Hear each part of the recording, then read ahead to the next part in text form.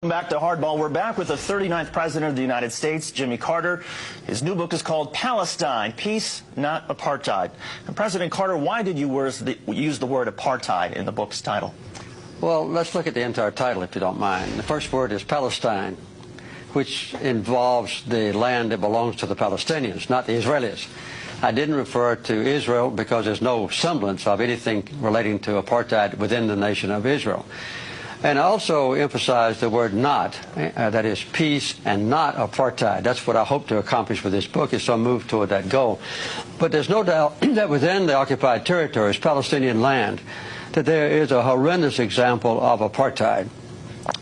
The occupation of Palestinian land, the confiscation of that land that doesn't belong to Israel, the building of settlements on it, the colonization of that land, and then the connection of those isolated but multiple settlements, more than 200 of them, with each other by highways on which Palestinians can't travel, and quite often where Palestinians cannot even cross. So the persecution of the Palestinians now under the occupied territories, under the occupation forces, is one of the worst examples of human rights deprivation that I know. And I think even worse, though, than a place like Rwanda? Yes, I think, yes. You mean now? Yes. Yeah, I think the impression now of the Israelis, of the Palestinians by the Israelis, is worse than a situation in Africa like the oppression of Rwandans and the Civil War. I'm not going back into ancient history about Rwanda, but right now, the persecution of the Palestinians is one of the worst examples of human rights abuse I know, because the Palestinians... When you're talking about right now, you're not talking about, say, I'm not talking about ancient history, no. Oh, Rwanda wasn't ancient history, it was just a few years ago. You could talk about Rwanda if you want to. I want to talk about Palestine.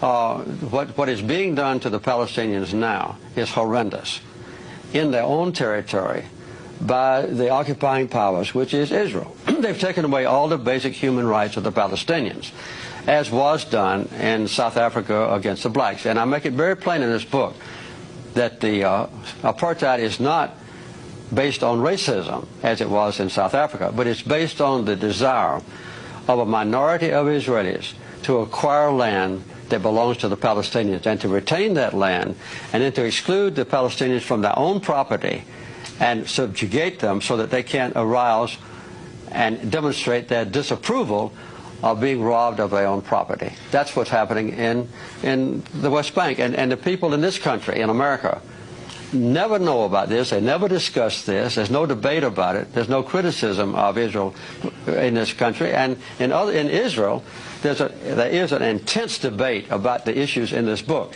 In this country, no. I agree. I mean, I wish we had that sort of debate that they're having in Israel. I wish we had that in the United States. But give us a sort of sense, how much of the responsibility for the conflict, the Israeli-Palestinian conflict, do you think belongs to the Israelis for their tactics like seizing land and occupying territory that didn't belong to them? How much of it is the responsibility of the Palestinians for their suicide terror attacks and their bombings within Israel proper? Well, as a matter of fact, the basic cause of the conflict is a sustained occupation of other people's land by the Israelis. And this is a direct violation of United Nations resolutions. It's a direct violation of the International Quartet's roadmap. It's a direct violation of the commitments that leaders of Israel have made in the past at Camp David when I was president and in Oslo, promising that Israel would withdraw from occupied territories. They have failed to do so. In response to that, and I'm not excusing them, there have been acts of violence. As a matter of fact, though,